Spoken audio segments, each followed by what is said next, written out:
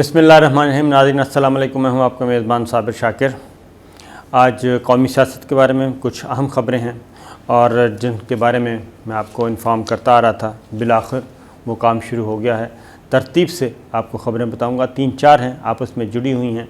Opposition जो है वो काफ़ी परेशान दिखाई दे रही है और ख़ास तौर पे अब पाकिस्तान पीपल्स पार्टी भी और मुस्लिम लीग नवाज़ भी, यानी कि जरदारी एंड भुट्टो फैमिली और शरीफ फैमिली दोनों ही काफ़ी परेशान दिखाई दे रहे हैं।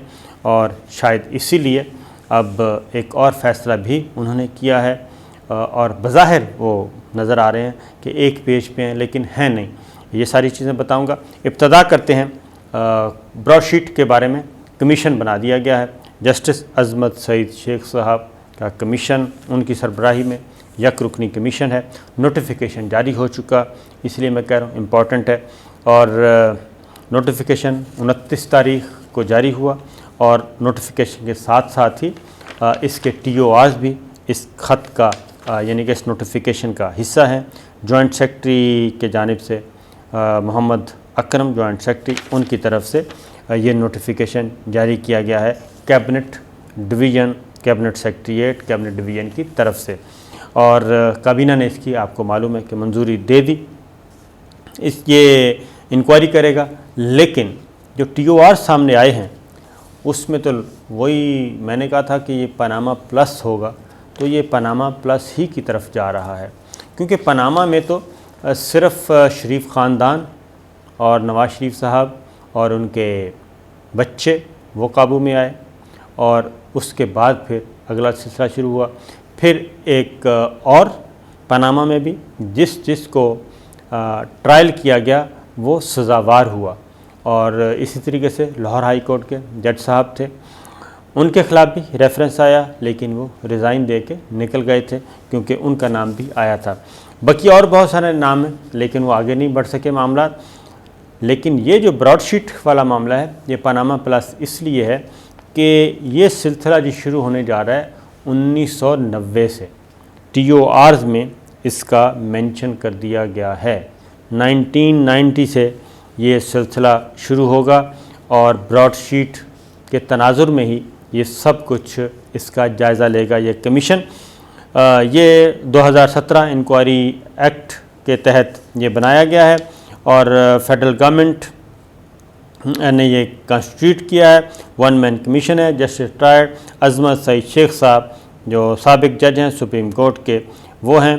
और ये मुतल्लिका जो TORs इसके मेंशन किए गए हैं, उन TORs के मुताबिक ये 1990 के बाद के मामलात का जायज़ा लेगा। और 1990 के मामलात किसके हैं? 1990 में पाकिस्तान पीपल्स पार्टी की हुकूमत 2 दफ़ा रही। मोहतरमा बेनज़ीर भुट्टो की हुकूमत प्राइम मिनिस्टर थी। 2 दफ़ा ही 1990 के बाद 2 दफ़ा 99 तक वज़ीर आज़म बने नवाज़ शरीफ साहब, और फिर अब तीसरी पर मर्तबा बने थे। उस दौर से लेके 1990 से, क्योंकि ये वही मुकद्दमात थे, उसमें सिर्फ महल आ जाता है, स्विस अकाउंट्स आ जाते हैं, उसमें आपका हुदैबिया पेपर मिल केस आ जाएगा और एवन फील्ड अपार्टमेंट केस आ जाएगा, बहुत सारे केसेस आएंगे। और उसके बाद क्योंकि 1990 के सिलसिला शुरू हुआ और 99 में जब परवेज़ मुशर्रफ साहब आए तो परवेज़ मुशर्रफ साहब ने एहतसाब का सिलसिला शुरू कर दिया। और उससे पहले एहतसाब कमीशन जो कि सैफुल्ला जो थे, सेनेटर सैफुल्ला, उनके वो थे एहतसाब कमीशन के। फिर उन्होंने माफ़ी भी मांगी थी। फिर मिसाक जमहूरियत में पीपल्स पार्टी और मुस्लिम लीग नवाज़ ने, यानी भुट्टो ख़ानदान और शरीफ फैमिली ने सुलह कर ली थी। और उसके बाद फिर तीसरे किरदार आते हैं परवेज़ मुशर्रफ साहब। साल 2000 में उन्होंने पहले बहुत ऊंची उड़ान की और काबू करने की कोशिश की, लेकिन जैसे ही NRO हुआ और NRO दिया गया, उसके बाद ये सारे चैप्टर क्लोज़ होना शुरू हो गए और उसको लीगल कवर भी देने की कोशिश की गई। तो इसलिए ये 1990 से सिलसिला इसका शुरू होगा। जो चीदा नुकात हैं वो TOR के मुताबिक 2003 में ब्रॉडशीट और IAR से मुआहिदों के मंसूबों की छानबीन होगी।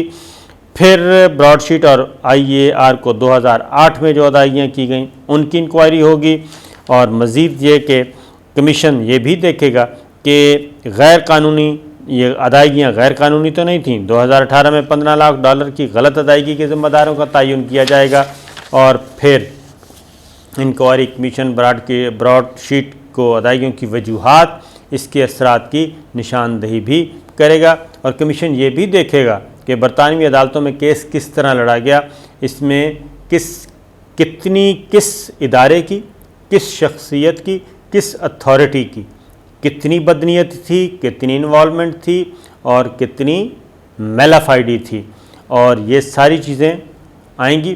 اور کمیشن براڈ شیٹ معاملے میں غفلت کے ذمہ داروں کا تعین کرے گا کہ کس کس نے مجرمانہ غفلت کی، اور مجوزہ جو TORs ہیں اس کے مطابق ماضی میں اس سارے معاملے میں 1990 سے لے کر ٹل اینڈ ماضی میں مصلحت یا سیاسی سمجھوتے پر کتنے کیسز بند کیے گئے ان کا جائزہ لیا جائے گا، اور یہ اس میں کون کون انوالو تھا وہ بھی کیا جائے گا۔ پھر ہر طرح کی اس کمیشن کو اختیار ہے کہ وہ کسی بھی ادارے سے تحقیقاتی افسر، ایکسپرٹس، ماہرین وہ ان کی حاصل کے خدمات اور ان پر مشتمل کمیٹیاں بنوائے، اور یہ چیز 6 ہفتے کے اندر اس کو رپورٹ دینی ہے، یعنی 42 ڈیز 45 ڈیز میکسیمم کر لیں، اور اس میں اگر ایکسٹینڈ کرنا ہوا تو وہ ایکسٹینڈیبل بھی ہے۔ اب اس کے TORs جو ہیں یہ 2 پیج کا نوٹیفیکیشن، اس کو TORs میں ہر چیز میں نے جیسے آپ کو بتا دی وہ مینشن کر دی گئی، اور برطانوی ثالث کی عدالت میں مقدمے کے ادائیگیوں کے فیسوں کا سلسلہ، پھر وہاں پہ جو پروسیکیوٹرز ہے یعنی کہ گورنمنٹ آف پاکستان کے نمائندے ان کا رول کیا انہوں نے صحیح لڑا، پھر خاص طور پہ ایک ہے کہ آئیڈینٹیفائی کیا جائے گا کہ جتنی بھی اس کیسز سے ریلیٹڈ اور جتنے بھی معاملات تھے اور ریکوری ایفرٹس تھیں ان کو لیگل پروسیڈنگز کو دیکھا جائے گا، اور گورنمنٹ پاکستان نے 1990 سے فارن جورسڈکشن کو دیکھا جائے گا، اور اس میں ان لافلی جو ریمووڈ منی تھی وہ دیکھی جائے گی، یعنی کہ منی لانڈرنگ دیکھی جائے گی۔ یہ 1990 سے منی لانڈرنگ یعنی کہ یہاں سے کتنی دولت باہر گئی تو آپ کو معلوم ہے کہ کس کی گئی ہے، تو یہ ایک ایسی چیز سامنے آنے والی ہے کہ جس کے بعد میرا خیال ہے کہ کہنے کی ضرورت نہیں ہے، اس میں پرویز مشرف صاحب بھی قابو میں آنے والے ہیں، اور اس میں نیب کے سابقین جو ہیں وہ بھی اس کی زد میں آئیں گے، اور وہ بتایا جائے گا اور پوچھا جائے گا، تو جسٹس عظمت سعید شیخ صاحب یہ کام شروع کرنے لگے ہیں۔ اس کے بعد اب آتے ہیں اس کے اثرات آنا شروع ہو گئے ہیں، اور پیپلز پارٹی نے بھی پیپلز پارٹی ذرا تھوڑا سا نچلے لیول پہ ہے، اس طریقے سے نہیں، لیکن سب سے پہلے شریف خاندان نے اس کو ریجیکٹ کیا ہے اس کمیشن کو، اور بہت ہی مصیبت کا شکار نظر آ رہے ہیں۔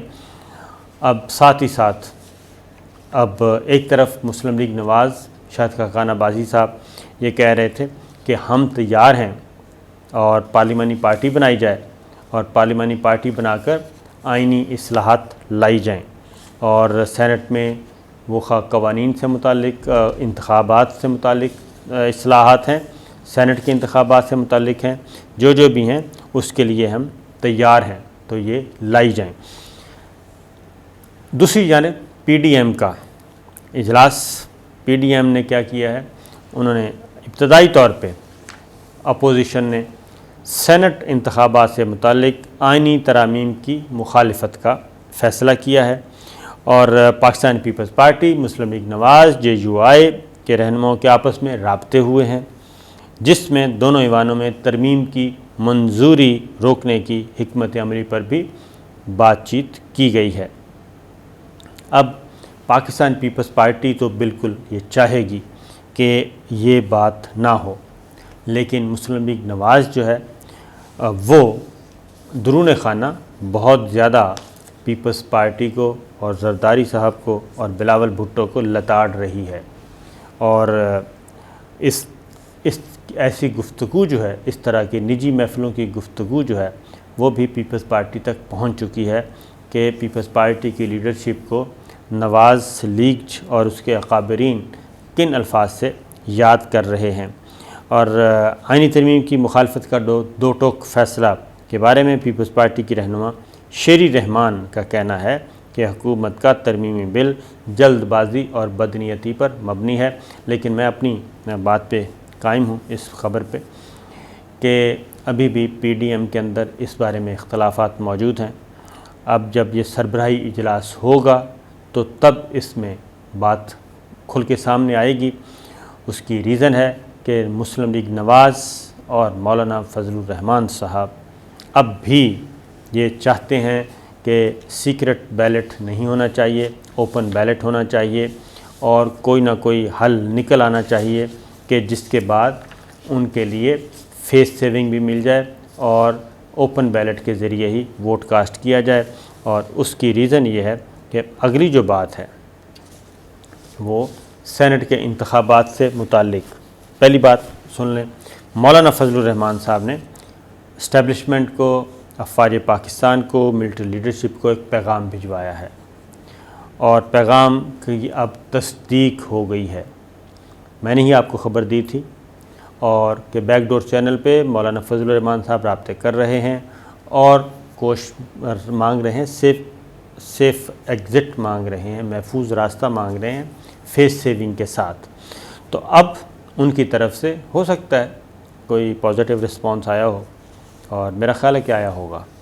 اور اس کے بعد اب مولانا فضل الرحمان صاحب کی ٹون چینج ہو گئی ہے، اور انہوں نے کہا ہے کہ ہمیں اسٹیبلشمنٹ سے گلہ اور شکایت ہے، جنگ نہیں ہے۔ اور انہوں نے کہا کہ گلہ اور شکایت اپنے لوگوں سے ہوتی ہے، اور ان لوگوں سے ہوتی ہے جن سے بہت زیادہ تعلق ہو۔ تو اس سے آپ میرا خیال ہے کہ مولانا کی بات سمجھ گئے ہوں گے۔ اور انہوں نے خاص طور پہ یہ کہا کہ ہم کسی بھی ادارے کے ساتھ کسی قسم کی کوئی جنگ نہیں چاہتے اور کوئی لڑائی نہیں چاہتے، ہمارے لیے احترام ہے اور ہم سب کے ساتھ کام کرنے کے لیے تیار ہیں، لیکن ہمیں گلہ اور شکوہ ضرور ہے، اور وہ گلہ اور شکوہ یہ ہے کہ جناب خدمت کا موقع ہمیں دیں، ہم تیار ہیں۔ تو یہ وزیر اعظم عمران خان صاحب اور پی ٹی آئی اور ان لوگوں کو آزمانے کی کیا ضرورت تھی جب ہم آپ کے کام کر رہے تھے؟ لیکن مسئلہ یہ ہے کہ کام تو ہو رہے تھے، لیکن وہ بہت مہنگے داموں ہو رہے تھے، اور اس کی قیمت جو ہے وہ پورے ملک کو اور قوم کو بھگتنا پڑ رہی تھی، اور ابھی تک بھگتنا پڑ چکی ہے۔ مولانا فضل الرحمان صاحب نے ایک اور نیا نیریٹو بیان کیا، اور انہوں نے کہا کہ سینٹ انتخابات میں ہم اس لیے حصہ لے رہے ہیں کہ وہ تو الیکٹورل کالج صرف ایک تھا ہمارے قبضے میں، تو وہ تھا سندھ اسمبلی، اور اگر سندھ اسمبلی ٹوٹ بھی جاتی اور ہم توڑوا بھی لیتے تو پھر بھی سینٹ کا الیکشن تو ہو ہی جانا تھا، اور ایسی صورت میں بھی پی ٹی آئی کو اور عمران خان کو ہی فائدہ پہنچتا اور سینٹ ہمارے ہاتھ سے نکل جاتا۔ تو کہنے کی بات یہ ہے کہ یہ تو پیپلز پارٹی مان ہی نہیں رہی تھی اور نہ ہی مانے گی، پیپلز پارٹی الگ، آپ لوگ الگ۔ اس لیے مولانا یہ کہنا کہ اب آپ اس لیے حصہ لے رہے ہیں اور اس لیے لے رہے ہیں، یہ بات ہی بالکل غلط ہے۔ تو ہماری اطلاعات کے مطابق پاکستان پیپلز پارٹی نے بالکل صریحاً انکار کر دیا تھا، اور آئندہ بھی وہ انکار ہی کریں گے۔ تو یہ تھی سچویشن۔ اپوزیشن واپس آنا چاہ رہی ہے، محفوظ راستہ مانگ رہی ہے، اور اگلی ایک اور بات بھی بتا دوں میں کہ یہ آئینی ریفارمز، آئینی اصلاحات کمیٹی میں اپوزیشن واپس آ جائے گی، اور واپس آ کے اس میں بھی میں آپ کو پھر بتاتا ہوں کہ یہ ہو سکتا ہے یہ شروعات ہو جائیں۔ اس کی ریزن ہے کہ اب پاکستان پیپلز پارٹی اور مسلم لیگ نواز دونوں کو یہ یقین ہو گیا ہے کہ موجودہ جو سیاسی ڈھانچہ ہے، پارلیمانی ڈھانچہ، پارلیمانی حکومت، موجودہ حکومتی سیٹ اپ، یہ کہیں نہیں جا رہا، اور اب ہمیں آگے بڑھنا ہے تو پھر کچھ کنسٹرکٹیو کام کرنا ہوگا، ادروائز معاملات مزید خراب ہو جائیں گے، لیکن مریم بی بی جو ہے وہ اپنا الگ سے سٹانس رکھیں گی، اور ہو سکتا ہے کہ مسلم لیگ نواز ایز پارٹی، اور اگر شہباز شریف صاحب، اگلی بات یہ ہے کہ شہباز شریف صاحب اگر زیادہ دیر جیل میں رہتے ہیں تو ہو سکتا ہے مسلم لیگ نواز کا اپوزیشن لیڈر جو ہے وہ بھی چینج ہو جائے، اور وہ شاید خاقان عباسی صاحب بھی ہو سکتے ہیں، اور میرا خیال ہے کہ زیادہ چانسز انہی کے بن سکتے ہیں، اور ایاز صادق صاحب بھی ہو سکتے ہیں۔